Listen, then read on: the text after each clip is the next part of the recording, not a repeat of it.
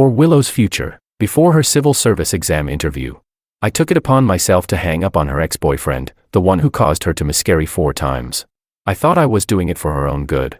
But to my surprise, after she successfully landed the job, she found out that, because I rejected her ex's call, he blocked her. She held a grudge against me. In the end, while I wasn't paying attention, she pushed me into the river and drowned me. She yelled, "Damn simp, you ruined my love life. I want you to go to hell."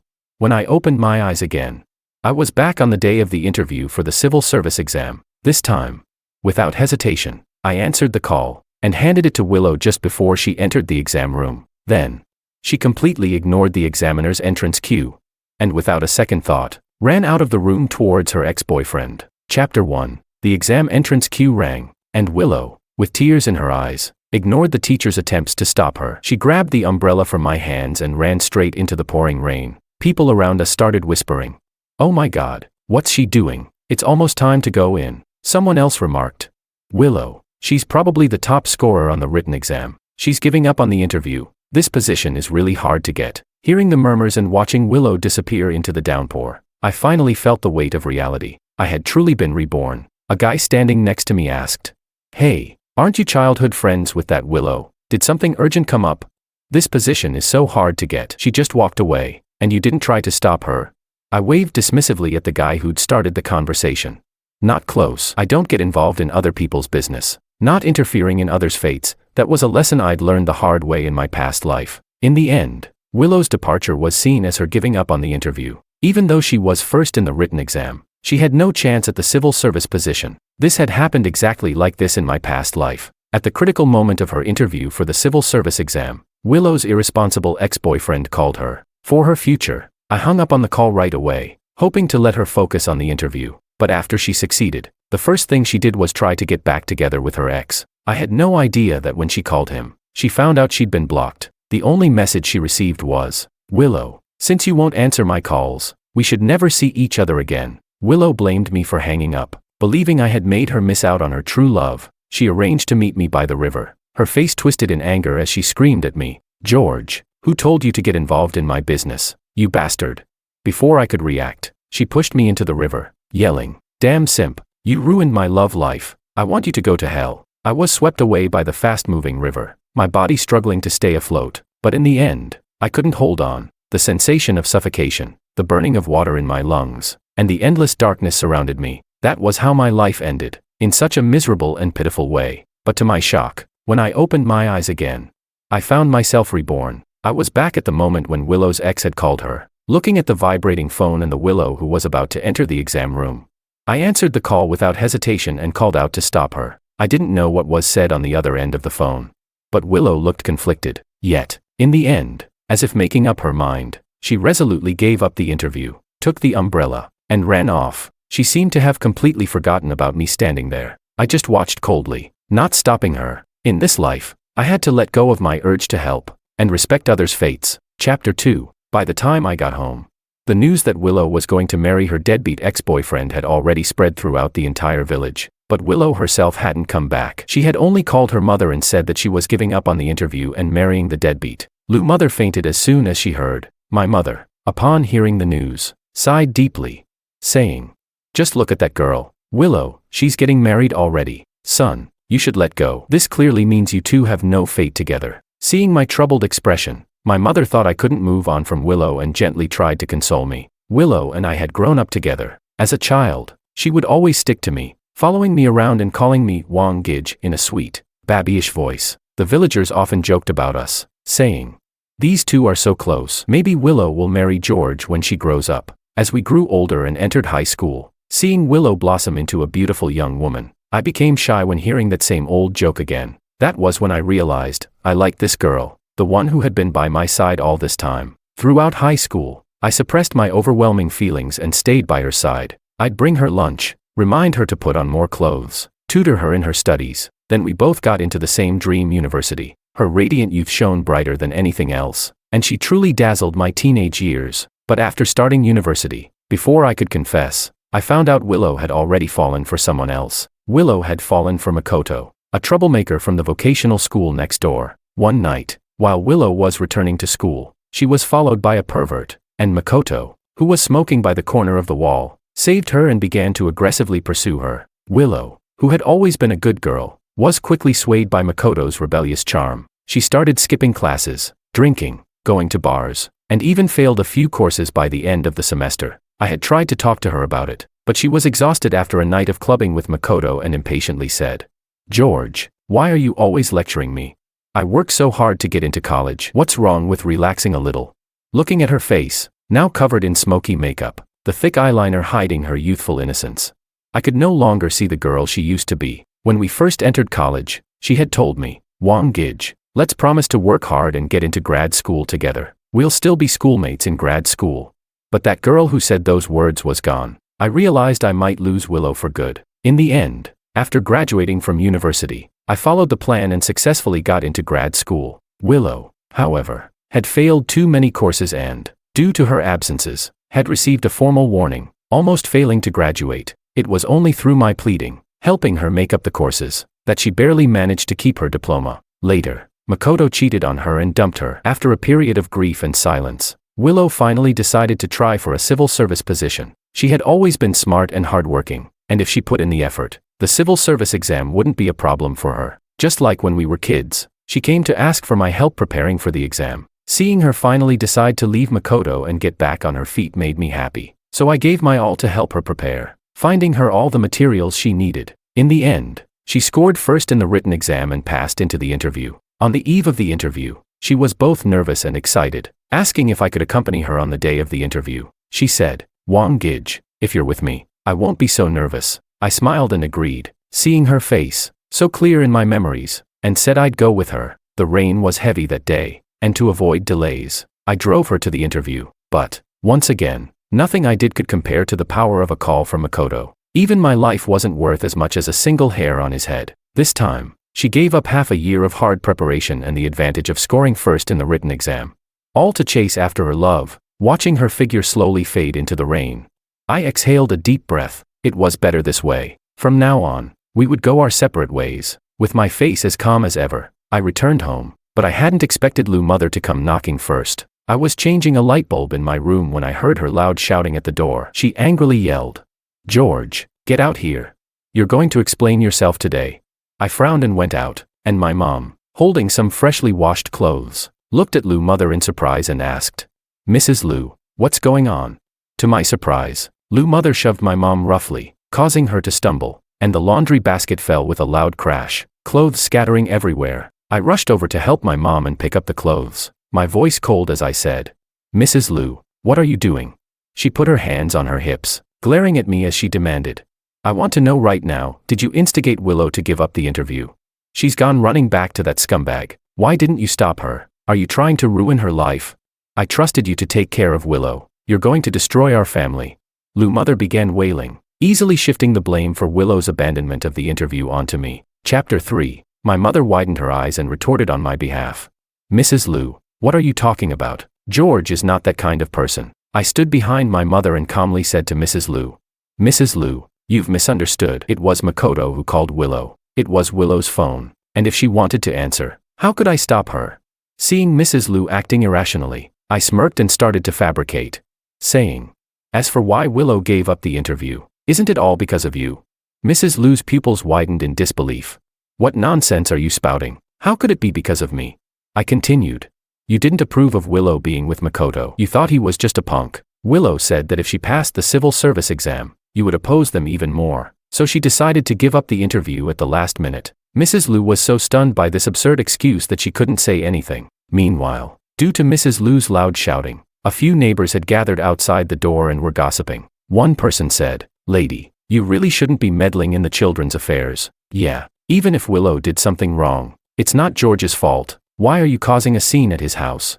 Mrs. Lu's face turned red with embarrassment as she glared at me, muttering curses under her breath as she walked away. She said, "When that girl comes back, I'll break her legs." The incident gradually faded, but to my surprise, 3 months later, Willow came back, and with her came Makoto. Makoto, who had managed to mesmerize Willow, was indeed quite handsome. He had that rebellious bad boy charm, the kind of guy who would make the good girl blush in a romance drama. Willow was nestled in Makoto's arms, smiling sweetly yet nervously. We met at the village entrance. and Willow's eyes lit up when she saw me. She said, "Wang Gij, this is Makoto." Makoto smirked provocatively, his eyes full of disdain and pride, and said, "You're the brother who grew up with Willow, right? She's mentioned you before. Sorry, but Willow and I are getting married." He emphasized the word sorry with a victorious air. Hearing that, I was somewhat stunned. They were in such a hurry to get married, but they didn't even have proper jobs. How could they afford a wedding?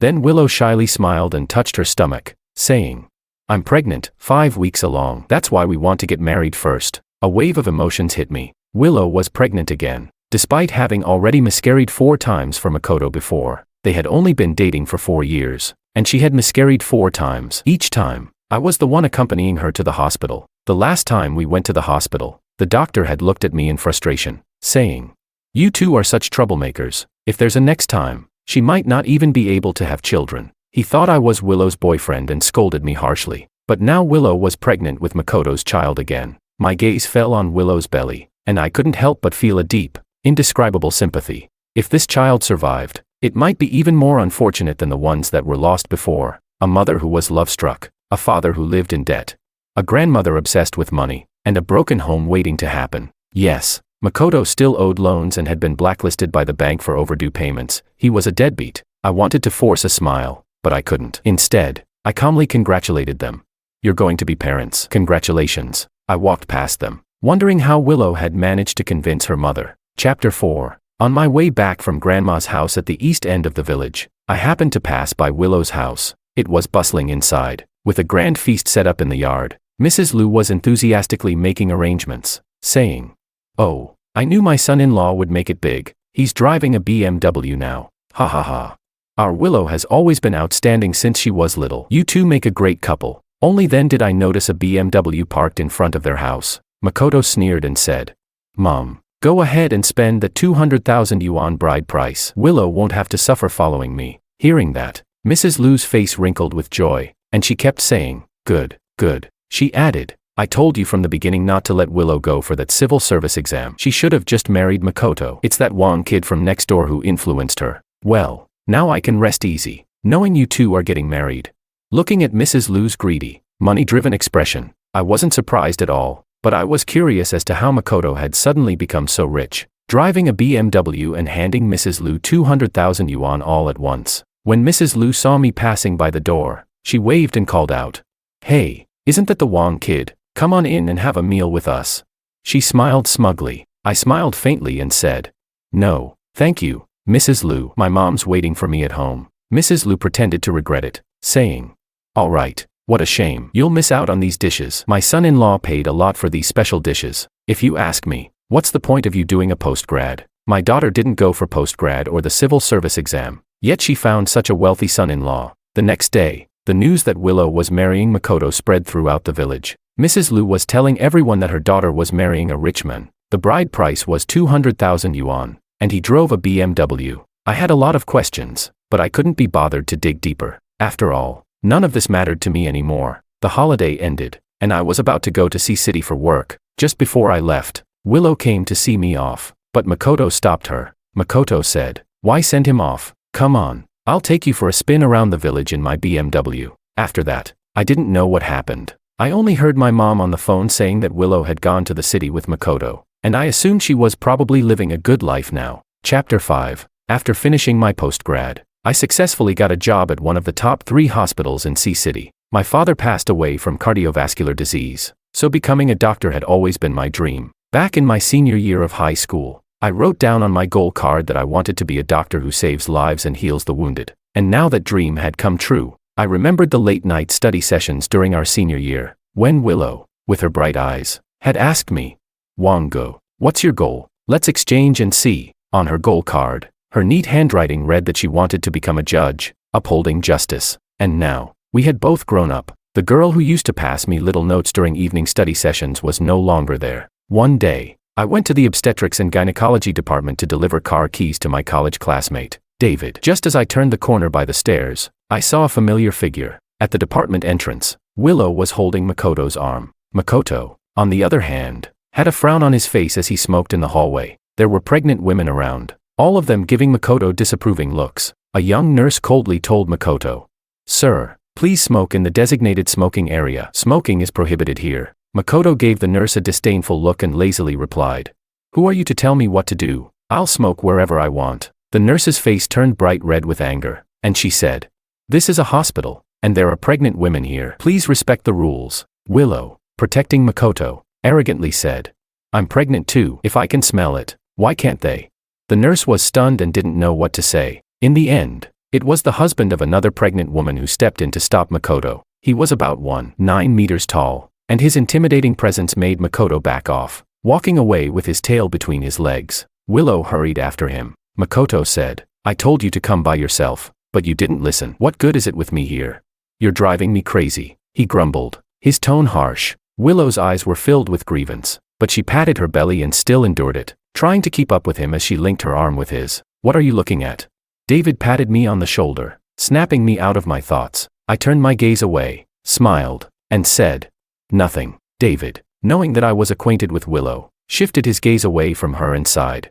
Your childhood friend. Don't even get me started. Her uterine wall is as thin as paper now. It's questionable whether this pregnancy will last. Can you believe she's with someone like him? Earlier, in the maternity checkup room, she looked so impatient. She was scared of the checkup but had to calm him down at the same time. I silently put the keys into his pocket and calmly replied, Respect people's choices. Maybe they're happy the way they are. I thought I wouldn't see Willow again, but to my surprise, I ran into her again when I went downstairs to grab a coffee at noon. Makoto was walking ahead with his hands in his pockets, striding across the hall, while Willow was running behind him, sorting through her medical records, her hair a bit messy. When she saw me, a trace of awkwardness flashed across her face, and she said, George, you work here.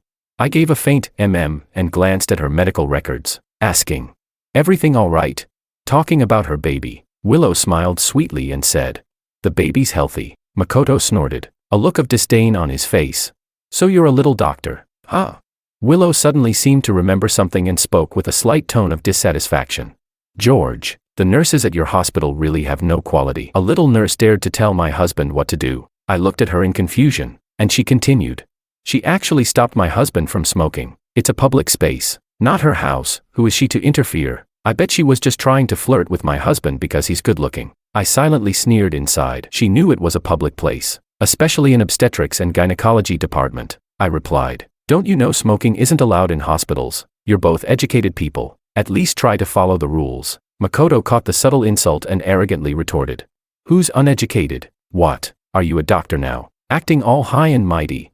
I didn't even give Makoto a glance. Instead, I turned to Willow and asked, Are you still preparing for the civil service exam? You have a good foundation. Willow's eyes flickered slightly as she replied, I've put it off for now. Studying too hard isn't good for the baby, and my husband doesn't want me to be so stressed. She awkwardly tugged at Makoto's sleeve and said, We'll be going now. George, watching the two of them walk away together, I took a sip of my cold, bitter coffee. It was as expected. Everyone has their own destiny. Maybe we once chased the same dream of the future, but Willow had met Makoto and stopped in her tracks. Although Makoto wasn't someone worth entrusting with her life, it was still her choice. I looked at the academic conference invitation on my phone and smiled. At least, I wasn't her. I wouldn't stop moving forward, and I wouldn't forget the dreams I once had. Chapter 6. It had been a year since I last returned to my hometown. In that year, I had spent some time studying abroad and had learned a great deal. This time, I came back just in time to attend my cousin's wedding. Before the wedding, I attended a gathering with some childhood friends. The table was full of familiar faces, friends I had grown up with. As we all grew up, we went our separate ways, started families, and built careers. It was rare that we could all come together like this, so it was quite lively. Someone said, George went abroad for a year, and he's so much more serious now. Ha ha ha. Among us, only George stayed true to his path, continuing his studies in healthcare. Look at me. I had to take the exam twice before I finally made it. I didn't say much, just quietly listened as everyone joked around, speaking humorously about the hardships of these past years. Then someone asked, By the way, how is Willow doing? It's been so many years since we've seen her. Her story about giving up the interview after ranking first in the civil service exam is still being talked about in our department. The person speaking had taken the same exam as Willow and had successfully got in because Willow had opted out. Another person chimed in, For a man, that's the fall of a god in the battle of the gods. George, you're closest to Willow. Do you have any news about her? My hand trembled slightly as I poured the tea, and I replied with a smile. I haven't been in contact with her for a year, so I'm not really sure. At that moment, my cousin, who had just entered with sunflower seeds in hand, overheard and leaned in, saying, "Did you guys mention Willow? Oh, you wouldn't know if you haven't been back. She got scammed. That guy dumped her, and she had to abort an 8-month-old baby." I tightened my grip on the teacup, and everyone was shocked. Someone asked, "Wasn't she married to a rich guy?" I heard the dowry was more than 200,000. My cousin waved her hand, her expression complicated as she replied, "Pfft, that 200,000, the guy borrowed the money. He's a deadbeat. He couldn't get any more loans, so he tricked Willow into taking out loans using her ID. Now Willow's been dumped and owes a huge amount of debt. She can't pay it off, and she's been blacklisted. She can't even take the civil service exam anymore." I never expected that the money Makoto used to show off in front of Lou's mother was all borrowed. It was only then that I learned from my cousin that Makoto had delayed their marriage registration, tricking Willow into waiting until after the baby was born to do it. But just 3 months later, he cheated again, this time scamming an innocent college girl. When Willow found out, she was heartbroken, completely seeing through Makoto, and decided to break up and start a new life. But then Makoto dropped a bombshell. He had already taken out over 5 million in loans using Willow's ID on various loan platforms. That 5 million was spent on gambling, keeping a mistress, buying luxury cars, and other personal expenses. Not a penny of it went to Willow. Willow's family couldn't pay off that much debt, and in the end, she became a defaulter. My cousin said, "George, Willow's mom even came to your house to cause trouble." I frowned. My mom had never told me about this. She continued, "I knew Auntie didn't tell you. Lou's mother insisted that you lend money to Willow to pay off the debt. When Willow couldn't get through to you, she caused a scene at your house. No wonder she couldn't reach me. After we parted ways at the hospital, I had blocked all of her contact details, thinking that we would never have any connection again." Everyone was murmuring in surprise. The once radiant Willow now seemed covered in dust, likely trapped in the mud for the rest of her life. The next day, when I went out to buy breakfast, I ran into Willow. When I saw her standing in front of me, I could hardly believe my eyes. Chapter 7. She seemed to have aged by at least 10 years. Her once glossy black hair was now dry and frizzy. Her face was worn with undeniable fatigue, and dark circles shadowed her eyes. Now, with a bulky figure, she was helping out at Lou's mother's breakfast shop. When she saw me, she froze for a moment, and only then did a glimmer of light appear in her eyes. Lou's mother, spotting me, was overjoyed. It was as if she saw the big fool who would take the fall. She warmly greeted me, saying, "Oh, George is back. You've really made something of yourself these years. Willow's always talking about you. Come on, catch up."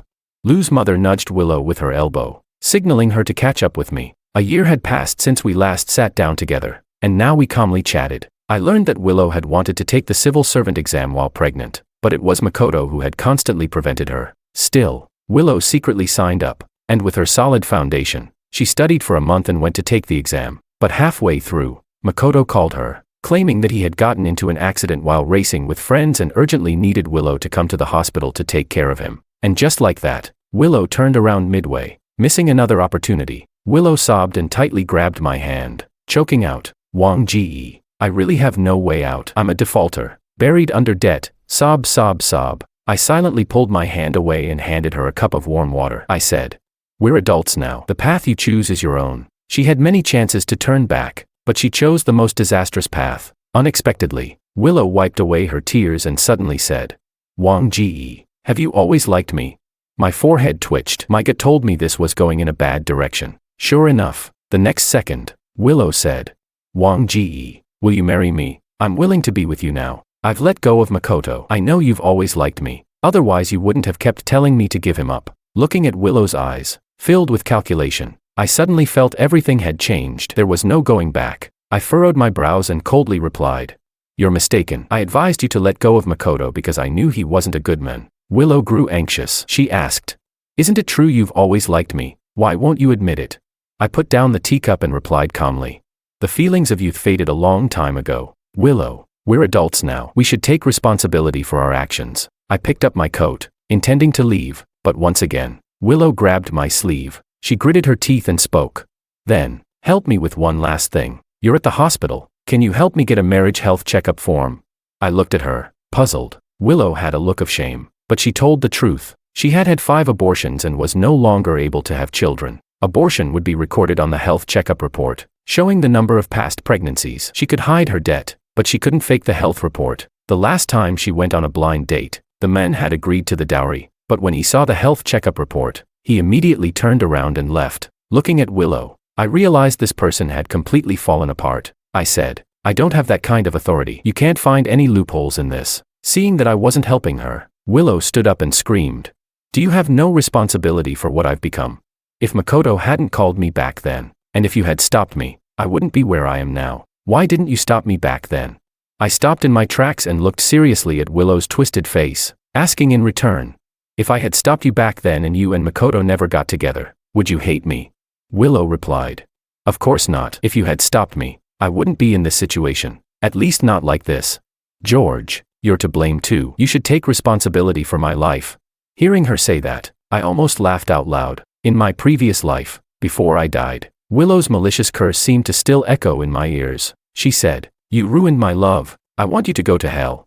Without hesitation, she pushed me into the river, laughing with delight on the shore. Even when she found out I had hung up on her, she never stopped hating me. She caused a ruckus at my house, smashing everything to pieces. She even went to the hospital, questioning how I was qualified to be a doctor. And now, she confidently said she wouldn't hate me, and that I should take responsibility for her life. How laughable. She had always treated me as a backup, always knowing that I had once liked her. That's why she felt so entitled to use my feelings. But now, her supposed backup was gone. I got into my car without looking back and drove off slowly. Out of the corner of my eye, I saw Lou's mother rushing out from the yard, slapping Willow's arm, yelling, you useless thing, didn't you say Wang's boy always liked you? Who else could marry you? Who else could pay off your debts? Without a second glance, I drove away, leaving Willow behind, collapsing into tears. Chapter 8. On my cousin's wedding day. I was surprised to see Willow there. She had put herself together, wearing delicate makeup, and for a moment, she looked like the confident and spirited woman she once was, but the sparkle in her eyes was long gone. My cousin met her husband while traveling. She had been betrayed by a scumbag during college and vowed never to trust men again, focusing on her studies instead, eventually earning both a master's and a PhD from a top university. Now, she had a successful career and a happy marriage. In terms of looks and academic talent, my cousin wasn't as good as Willow. She didn't even have as good of a bachelor's degree, but the difference in their lives, on and off the stage, spoke volumes. Willow had ultimately squandered the good hand she was dealt. After the wedding, I had to leave again. Since starting work, my hometown had become nothing more than a place for winter and summer, with no spring or autumn left in it for me. On the day I was leaving, Willow was waiting for me at the door of my house. She hesitated, then said, George, do you know any lawyer friends in C-City? Could you introduce me to a job?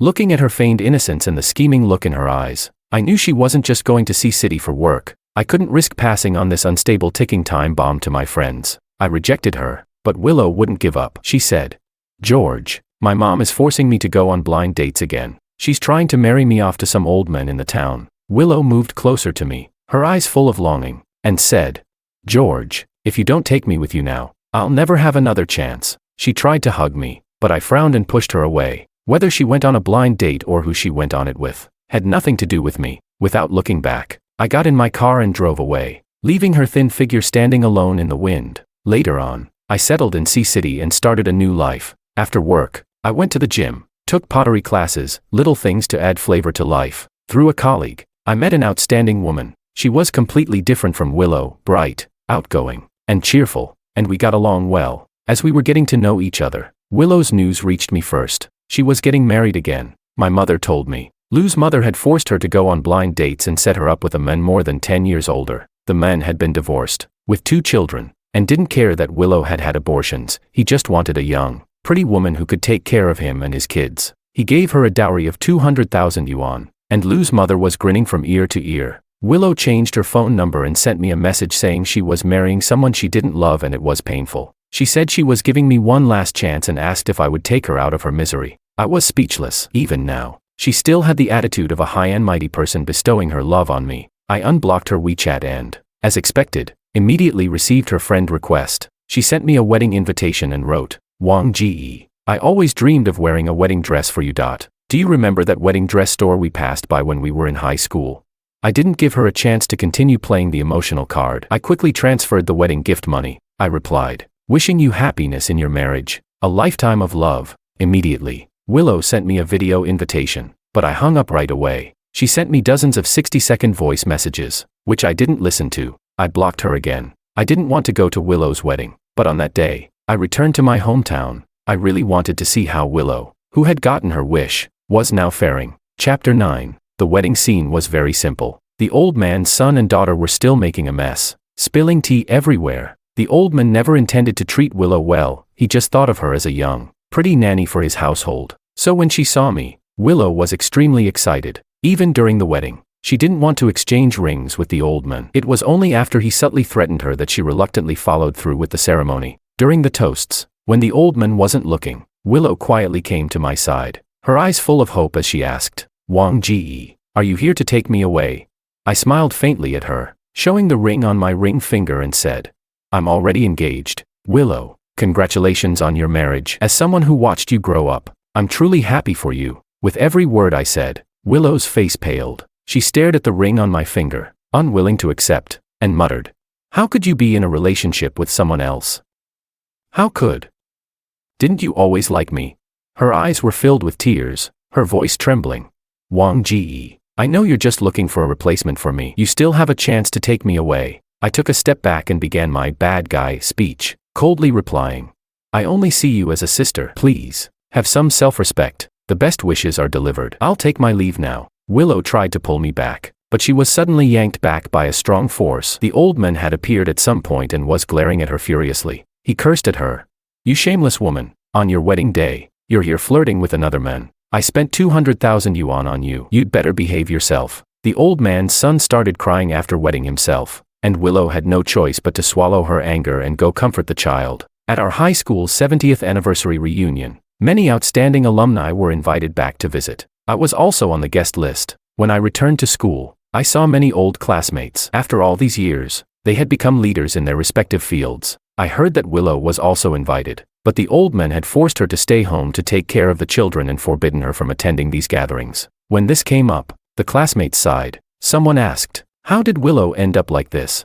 Another person said, "Back then, George and Willow were childhood sweethearts. We all thought you two would end up together." Yeah, I even saw the class flower write a love letter to George in high school. I saw Willow intercept it, declaring her ownership. I was taken aback. Had anyone really given me a love letter? I didn't remember. Seeing my confused look, the person continued, "George, you probably didn't know, but I saw it after gym class. The class flower tried to slip a love letter into your desk, but Willow stopped her and said you two would end up together." I smiled, realizing that Willow knew everything. She knew I had always liked her, so she kept sending me ambiguous signals while pretending to be innocent, dangling me along. She enjoyed my help and special treatment while simultaneously being unable to resist the temptations that came after university. How ridiculous. Luckily, the past with Willow had faded, and it no longer stirred any emotions in me. Chapter 10. While discussing the engagement plans with my girlfriend, we went back to my hometown. My mom was overjoyed. During lunch,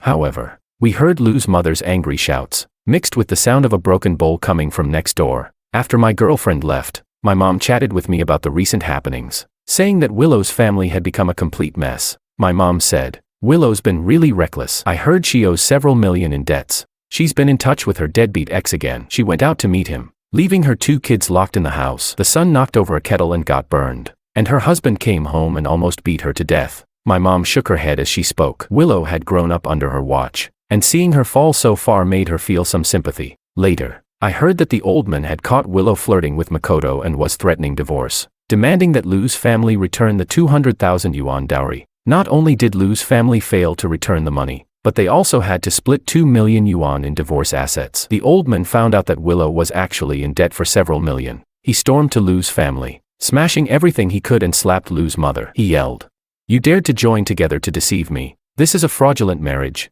I'm telling you that several million isn't joint debt. I'm not giving you a cent, and you still need to return the 200,000 to me." At first, I just thought this was a bit of entertainment, but to my surprise, this fire ended up burning me too. Willow had actually lied to the old man, saying that the loans taken by Makoto were actually my responsibility. Before I left, the old man dragged Willow to my house, demanding that I return the 200,000 yuan dowry to Lou's family. He said, "Give me back the dowry, and take this waste of a marriage daughter of yours back." I looked at Willow, who was looking guilty, and sneered, "Is this how you told him?"